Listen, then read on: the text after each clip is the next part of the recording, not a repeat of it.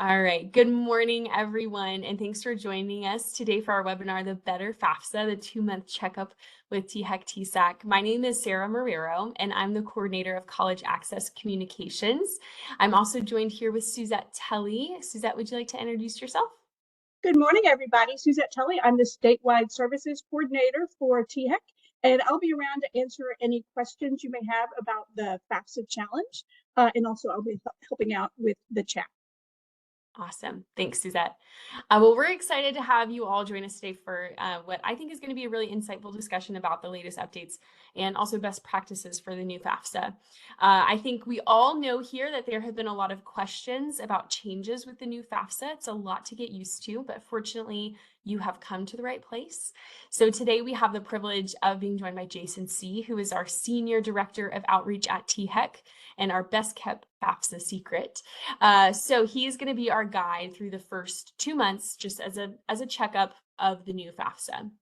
So from positive changes that are streamlining applications to some of the hurdles that students and families are encountering, Jason is going to give us some really valuable insights to help you all navigate the FAFSA effectively with the students that you work with as well. So staying up to date on the latest FAFSA updates is the best way to serve our students in their college going and higher education journey. So everybody grab your coffee and settle in and get ready because we're going to dive deep into the world of financial aid.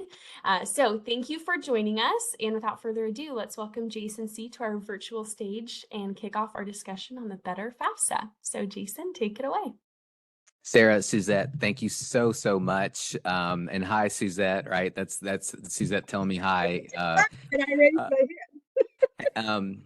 I'm going to share slides, and then I know some folks are chatting questions. By all means, do. Anissa, I saw your private chat. We will get to your question in a second as well. All right, share PowerPoint, share again. Blow it up. And all right, so FAFSA 2 months in, let's get into this. Let's start here with these quote unquote first half of March. And as I think my friend Julio, chatted, this is March 1st, guys. So welcome to the month of March. And Julio, as you say, fingers crossed, hopefully we're going to have an eventful and successful March. But just to get everyone up to speed, because for a lot of you, you already know this. You've already heard me share this, or you've heard my team share this through our emails as well. But per the federal student, per federal student aid, here we are, first half of March. So guys, let's take that phrase right now. First half of March. What does that mean to me? That means today through March 15th, March 16th, right? That's the first half of March. Apparently, these are the following updates that they hope to deploy. There's not an official timeline beyond first half of March, but this is when these FAFSAs that have been submitted should begin processing, all right? So any student that has submitted the FAFSA since December 31st, when FAFSA officially launched, December 31st, hopefully over the next 2 weeks, that is when we have some FAFSAs finally begin being processed. So what does it mean once the FAFSA is processed? Well, first, once processed, it will go to all the colleges listed on that student's FAFSA. So thereafter, colleges can begin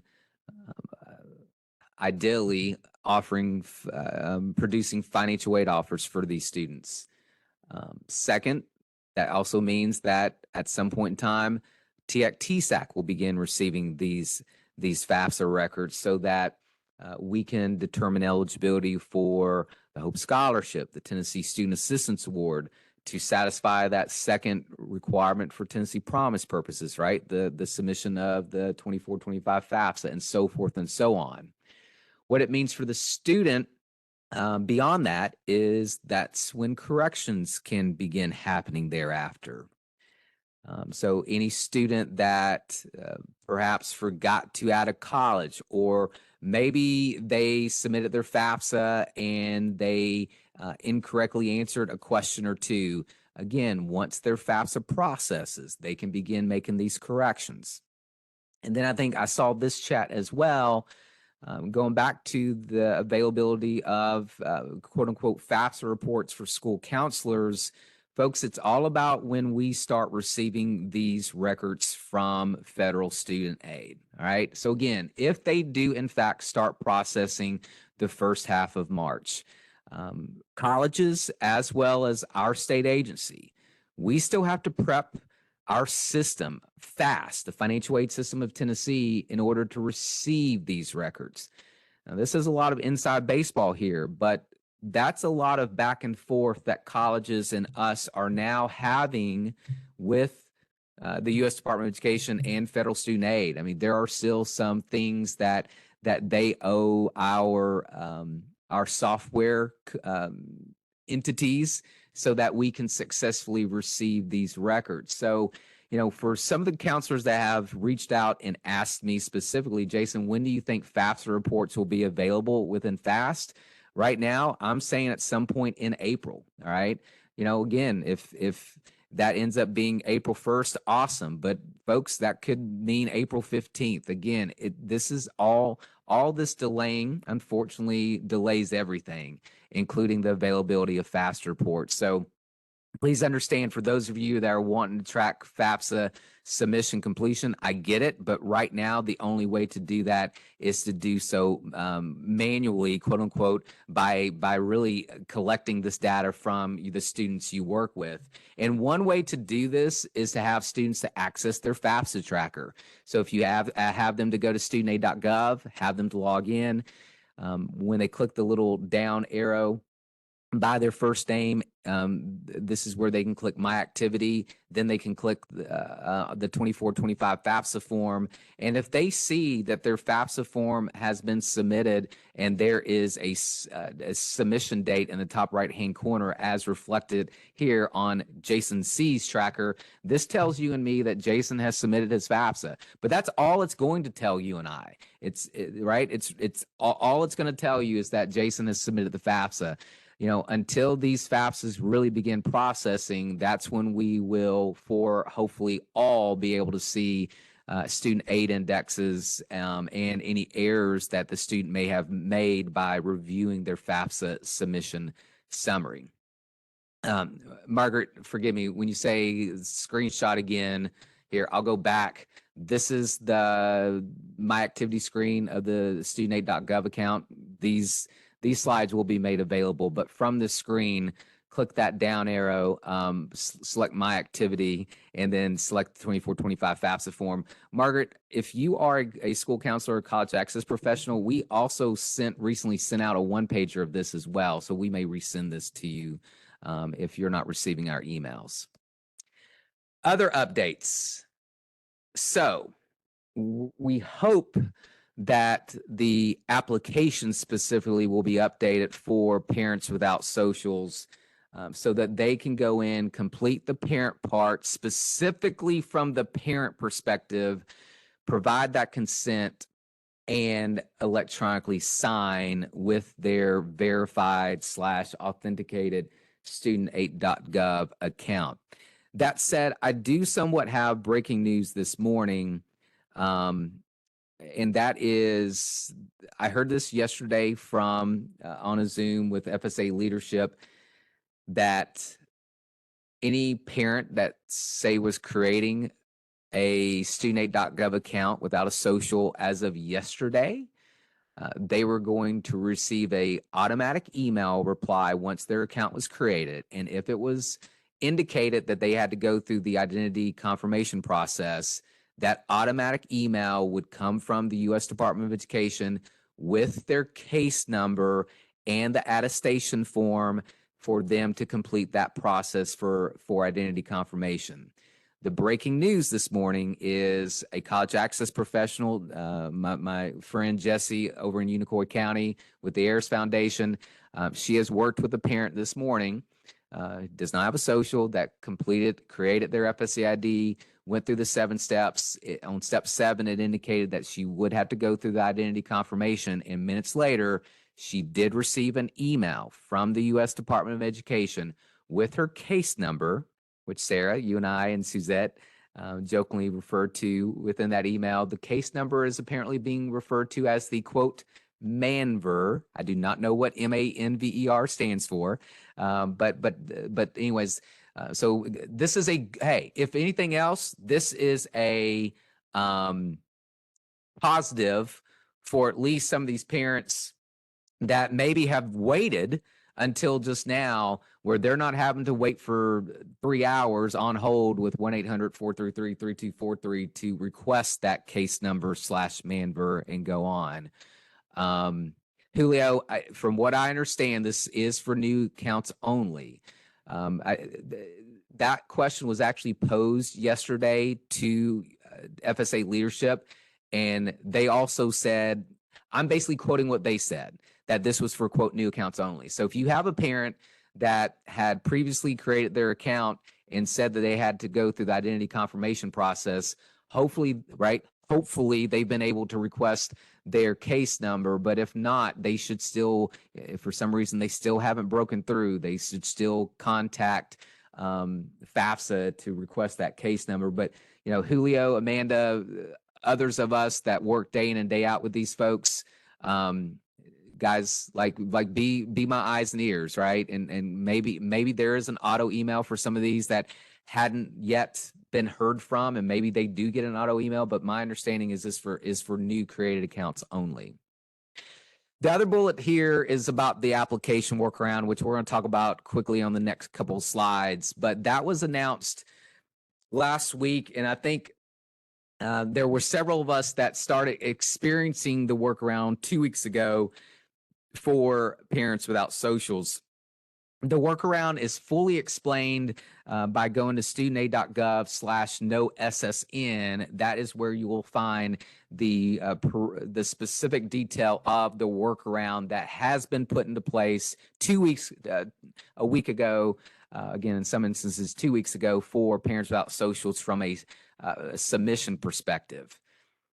Before we look at those screenshots, here is the guidance that I just want to share with everyone. Okay, folks, to me, this is all based upon your capacity. Okay, that being said, if you're working with a student, advice has been from FSA, if they have a critical FAFSA deadline, meaning today or meaning March 15th, then the workaround is encouraged.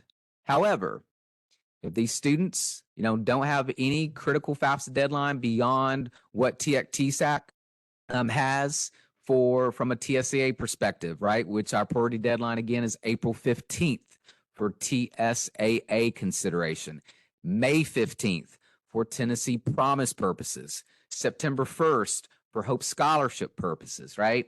If there's no critical FAFSA deadline until, let's say, April 15th at the earliest, the guidance from FSA is to wait for their system updates here this first half of March, so that ideally, selfishly, for those of us in Nashville, our spring break is in 2 weeks, the 11th through the 15th. So hopefully after we come back from spring break, again, fingers crossed, now FAFSA is fully functional for all students and all parents, right? And at that point in time, maybe the wait was worth it. But again, that's the guidance with the workaround, folks. Ultimately, I'm going to defer to you on what you want your students to do. But there is a workaround in place. So you may ask, Jason, so what is this workaround? So if you have the student to log in, and they go into their 24-25 FAFSA form, and from their studentaid.gov account, and if they click edit form, they will be taken back to the summary screen that you see right here. And the workaround entails, when they scroll down this page below where they invited mom and dad, right, the parent that does not have a social security number, they will see their parent sections. If they click the down arrow that you see there in personal identifiers, this will open up the parent section where if you click, say, first name, the student will be able to go into that parent section to manually begin entering information on behalf of the parent to ultimately submit that FAFSA.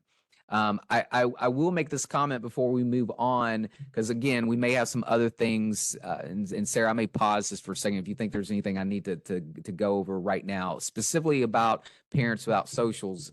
But I'll say this: a student who submits the workaround this way, all right, completes the parent sections. They'll basically return to the screen. At the bottom of the screen, there will be a submit button. They click submit. They will be able to submit their FAFSA. Here's the thing.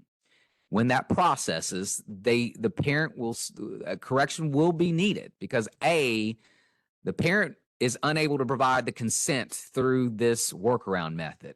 Second, the parent is unable to sign. And as we all know, these parents are not even able to sign to begin with, okay?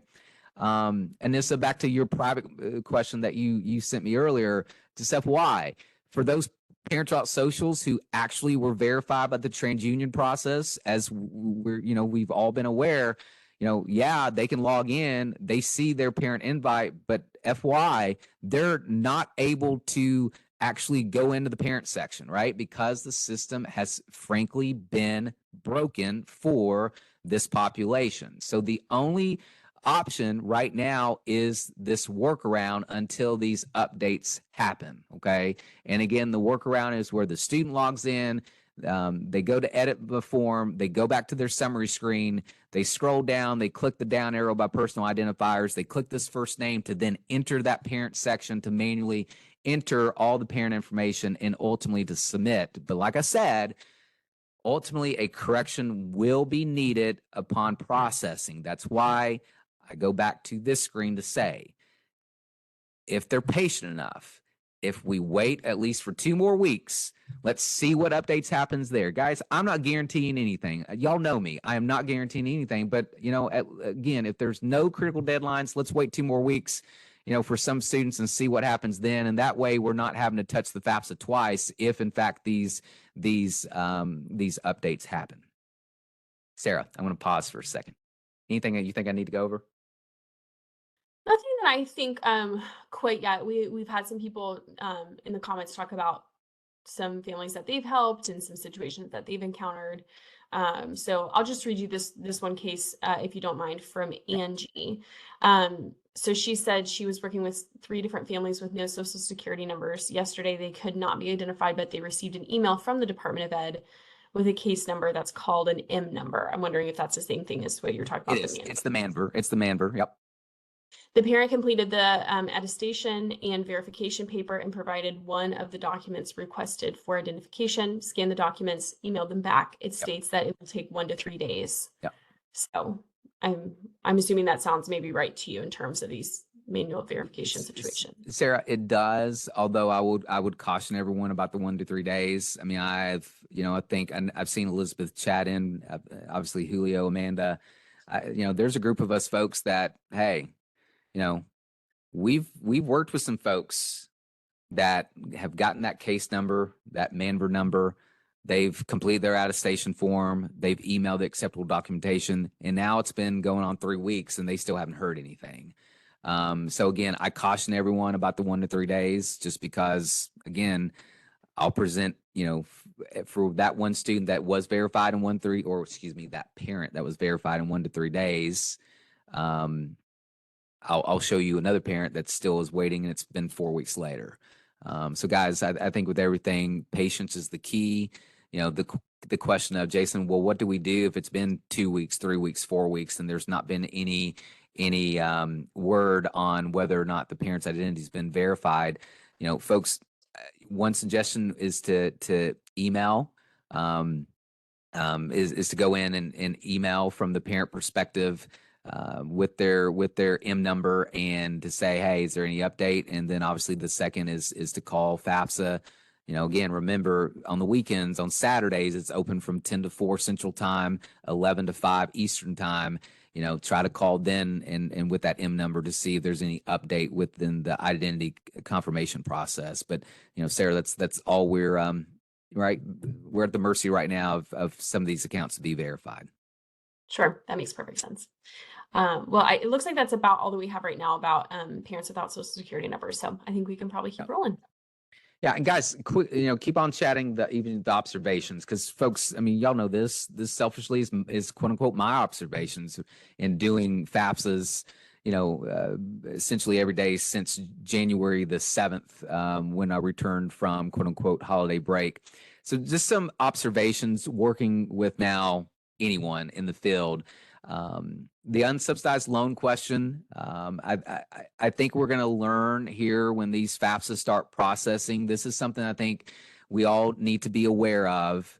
And it's something that internally I've asked for us to potentially track this to see which students answered the unsubsidized loan question incorrectly. Folks, the unsubsidized loan question. So when the student reaches the screen within the personal circumstances section and the question is asked, student, would you like to apply for an unsubsidized loan only, right? Now, for some of us, all right, we understand that means if you say yes, you're only applying for that. But y'all know as well as I do, some students are stopping after the word unsubsidized, right? Because bless them, they don't know. I mean, they think they're viewing it as like, yeah, well, I want to be considered for that, but they don't know by saying yes, they're actually saying that's all they want to be considered for, right? Meaning they're not going to be considered for HOPE or TSAC or Promise or Pell Grant, et cetera. So that is something I've asked our IT team when we start getting these records in, let's say at some point during the month of April, I'd like to run a report to see how many students have indicated yes to this questions, to then for us to notify the students to say, hey, if this was a mistake, you need to go back in and make a correction. And so that's a heads up, because I've heard from a lot of counselors and college access professionals and even moms, dads, and students that are like, Jason, I think we answered that question yes. And so in other words, hey, they're going to be able to make a correction, but they can't until these FAFSAs begin processing, hopefully in the next 2 weeks. The family size question. So the family size question that the parent sees is defaulting essentially to the marital status of mom, dad, and plus the student. So in other words, if the parent indicates they're a single parent, then they're going to see a family size of 2 every time. If the parent indicates they're married or remarried, then they're going to see a number 3 every time, which means that family size is not accounting for siblings. And so I am encouraging all my families to, when the question is presented, has your family size changed since the filing of your 22 taxes? Say yes so that you see the number. And then when you see either 2 or 3, let's say you're mom and dad and you have your student and another sibling, then you need to add 1 to make that family size 4, right? And so I'm encouraging all my families to say yes so that they see the number, and then they can amend it within the application if necessary. If it's correct, then they can say no, click continue, move on. But the family size question is one that has been, I'll say incorrect. I actually have some additional thoughts on that, where maybe after reading some things, I have some new thoughts, but we won't go there for the purposes of this webinar, at least today. How about that, Sarah? We may wait for that FAFSA 3 months in a month from now. Third, SAI cannot be calculated. Sarah Suzette, this was actually a question that I wish we had perhaps specifically gone over the last time, the last month's webinar, and that is that some students submit in the FAFSA, they're getting the confirmation. They're also getting that email saying, hey, we received your FAFSA, but the email or the confirmation screen says SAI cannot be calculated. And for some of our professionals, you're reading, and student as well, you're reading further down into it, and basically how it's worded. It's basically worded like, well, you're not eligible for anything, right? And obviously, I will give a shout out. Forgive me, I forgot who it was during the last webinar, but there was some concern from a school counselor that, what is up with this? Our students that should be eligible are not eligible. And honestly, per FAFSA, it's either one or two things. It's either it's a yet another system glitch that is causing some of our families who submit the FAFSA for that SAI cannot be calculated, and hopefully it's resolved when everything processes over the next couple of weeks.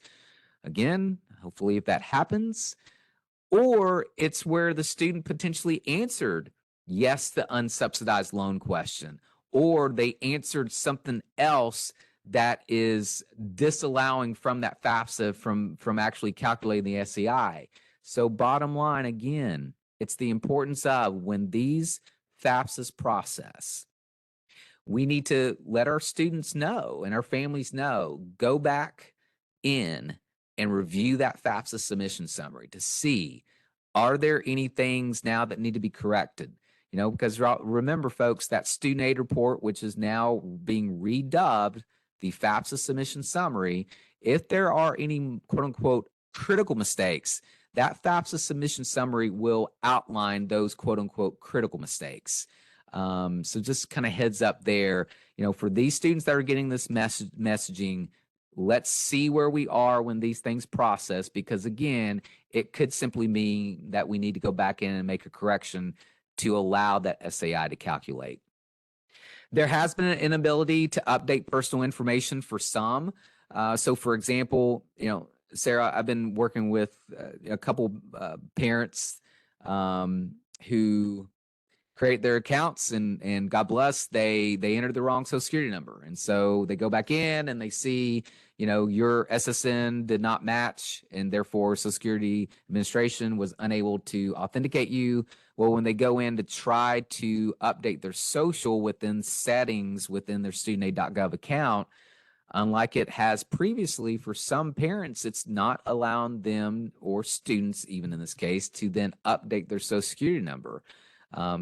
We've reported this to FAFSA. We're still waiting to hear back from a definitive solution. But, you know, as of right now, those parents that have been unable to say update a social that they incorrectly entered, the guidance when you call the FAFSA hotline, and guys, again, feel free to chat in if you've heard anything else, but I've now worked with, say, 20 users that have been impacted by this, and the FAFSA reps guidance has been, well, user, you now need to create a new account with the right social.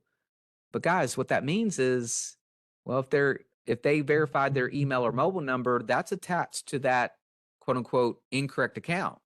So that technically means they now need to use a secondary, tertiary email to potentially create a new account, which again is just yet another obstacle and hurdle that's been placed in front of our users in these situations. So again, hopefully there's some fixes here in a bit for updating personal information for those that need to.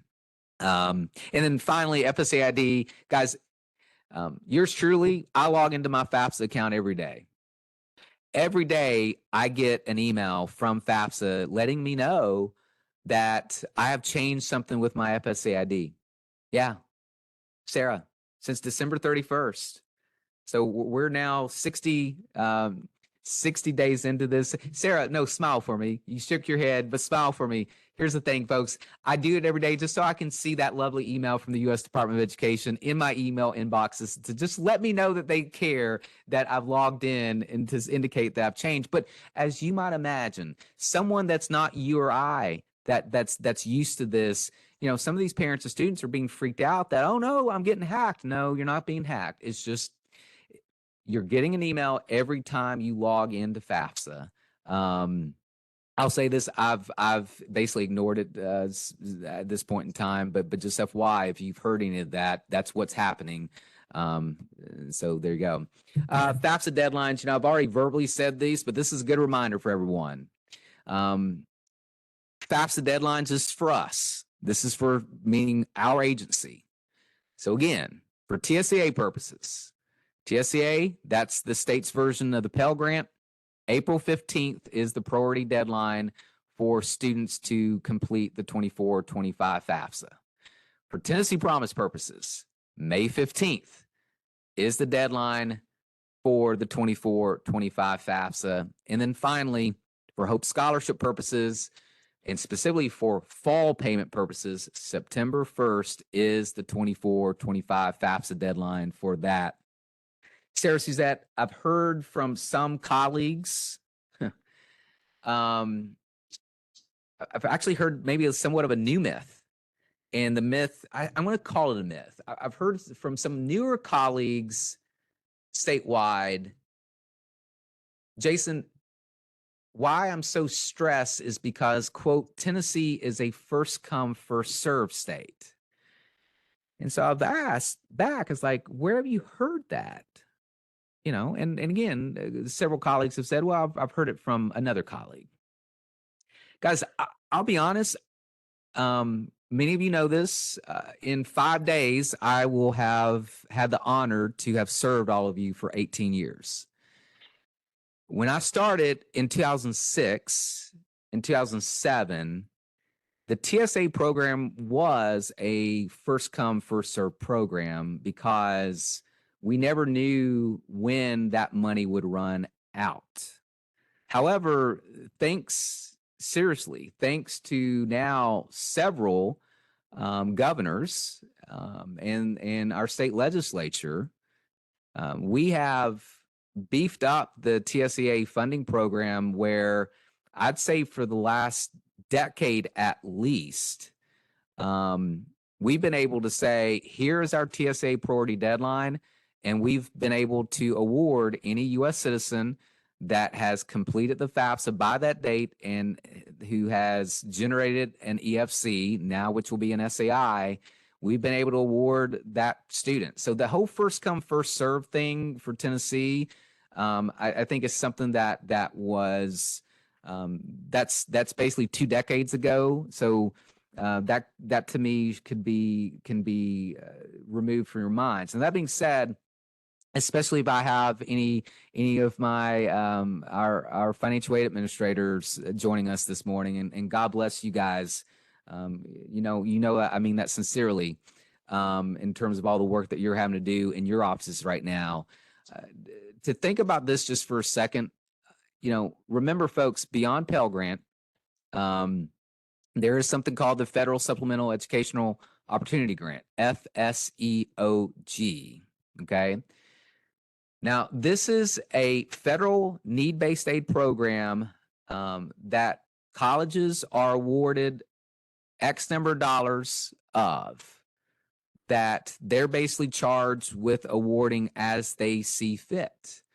And those funds are indeed first come, first serve. But folks, they're to the point where first come, first serve, those funds may have been, quote unquote, appropriated by January 1st after the FAFSA opened December 31st, right? Those are super limited funds. So from a federal perspective, there is that program that is truly first come, first serve. But I would actually venture to guess that the majority of folks listening to this, me right now, you're probably very, very, very, you have very little familiarity with FSAOEG and whether or not any of your students have ever even received that pot of money because it's so limited.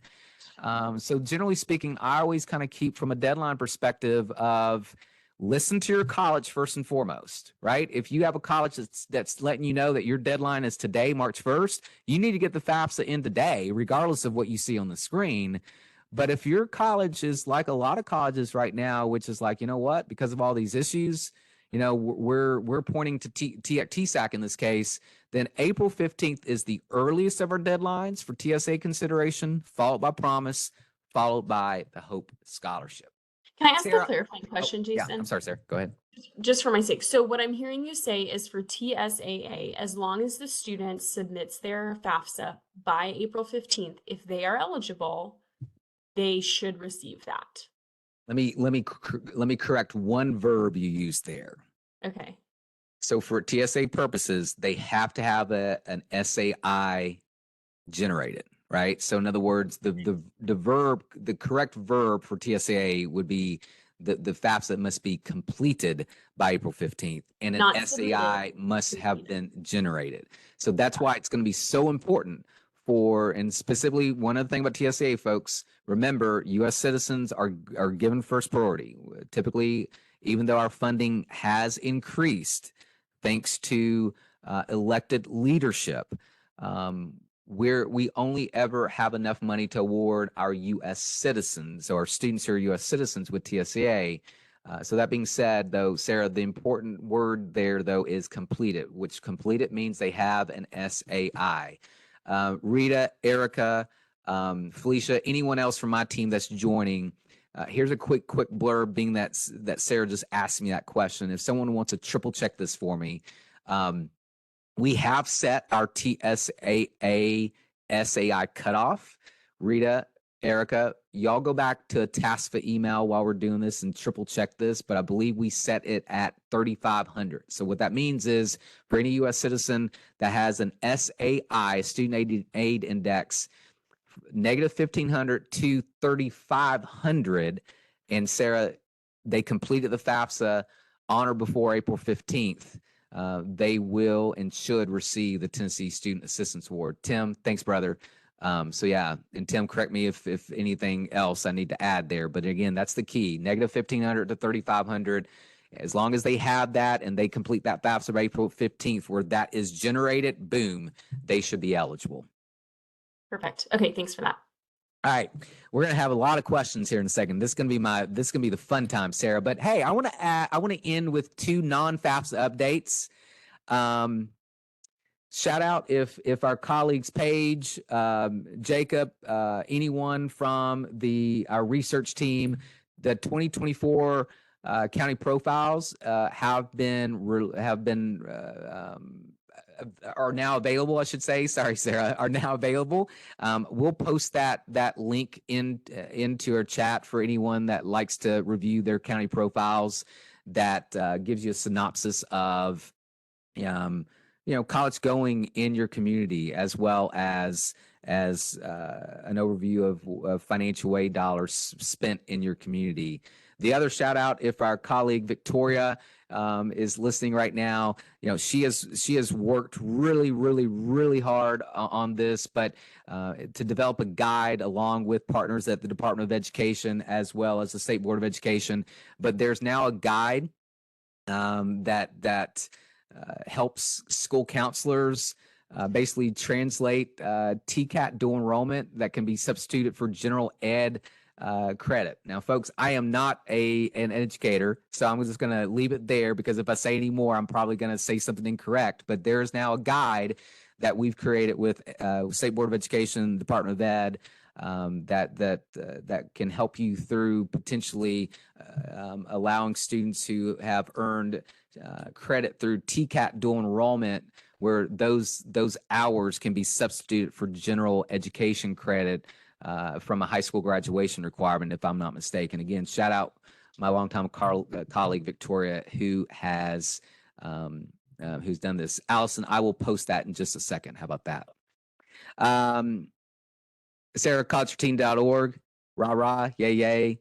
As a reminder, that is our website where you'll find all things THEC, TSAC, including information about our state aid programs and also how to fill out the FAFSA, which you can you find those 7 pre-recorded, approximately 2.5-minute videos each under Money for College and how to fill out the FAFSA. All right.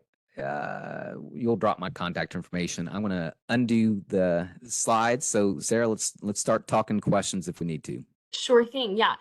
We actually don't have a lot of questions, which I think speaks to how comprehensively you have been able to explain all this. And I will correct you on one thing, Jason. I would say you are an educator. While you may not be traditionally how we would consider an educator in a school, you are a wealth of knowledge for us. So I just want to thank you for taking the time out with us. There was one interesting question about somebody who's joining us who actually is personally filling out the FAFSA for their own child. So she said, regarding the FAFSA for my own son, we filled out the FAFSA way back on January 1st. So way to go on it. I love that. And never received an email saying the FAFSA was submitted, although it showed up on the FAFSA dashboard itself.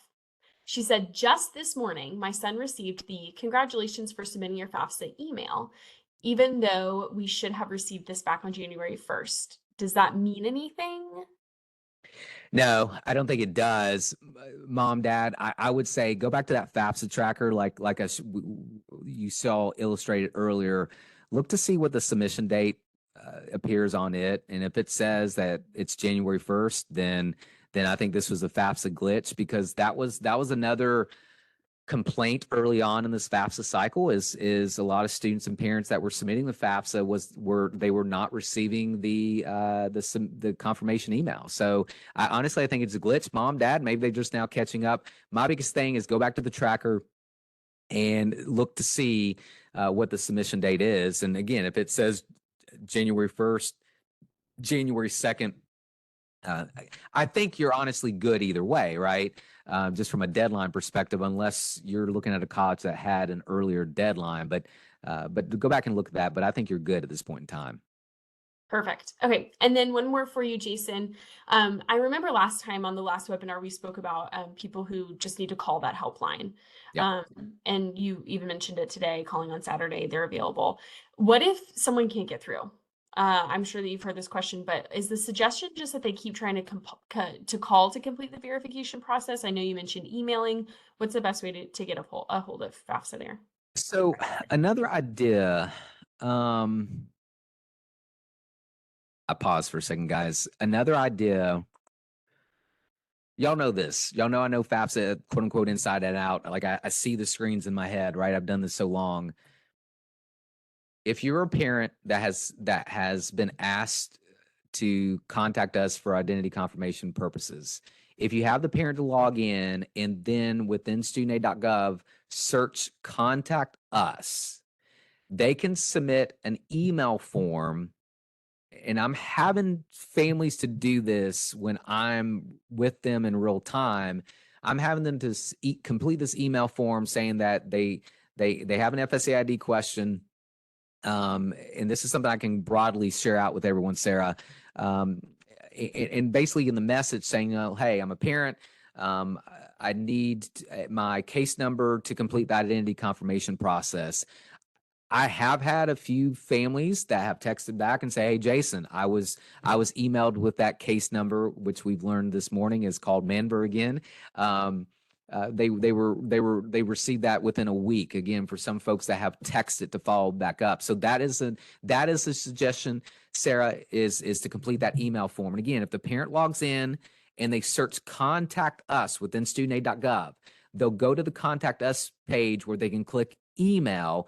A form will pop up where they can fill in that information to email it. But beyond that, Sarah, at this point in time, it's the P's. It's patience and persistence, right? If they're unable to get through, they just have to be patient, persistent, and keep trying, guys. And I know, folks. I mean, yeah, I know. I know. So just patience and persistent right now. Yeah, I think that's great advice. Thank you. Somebody did share that maybe MANVER stands for manual verification. What do you think about that? It could be. Good job, guys. Yeah, Look at good all job. these noodles put together. Well, I'm not seeing any other questions in our chat. I did just want to remind everyone who is joining us a part of our webinar today that TN FAFSA Frenzy is happening, and we have lots of information on the College for TN website about that for you all, lots of resources for schools. Suzette, was there anything else you wanted to share about FAFSA Frenzy? I will share out that we are still going to do April 1 to 5. We're going to do that Finish the FAFSA week. So we'll be doing a big push on social media. We also have the social media toolkit that's available on our website. So we encourage you to go there, use the resources under school resources, FAFSA Frenzy. Lots of good stuff there for you. Yeah, there's actually sample posts and captions for everyone too. So if you're maybe not super like social media savvy, there's not even really much that you need to do, but you can post those graphics on your school social media or maybe in newsletters, things like that. Just to remind everybody that, yeah, we want to finish up that FAFSA at the beginning of April. Y'all can probably look at my eyes and see, I'm just kind of going through the chat myself just to see if anything was privately. And guys, bless you for all the happy anniversary. Thank you, guys. I'm excited to have you here for that long. No, it's been an honor. And as y'all know, I'm 29, right?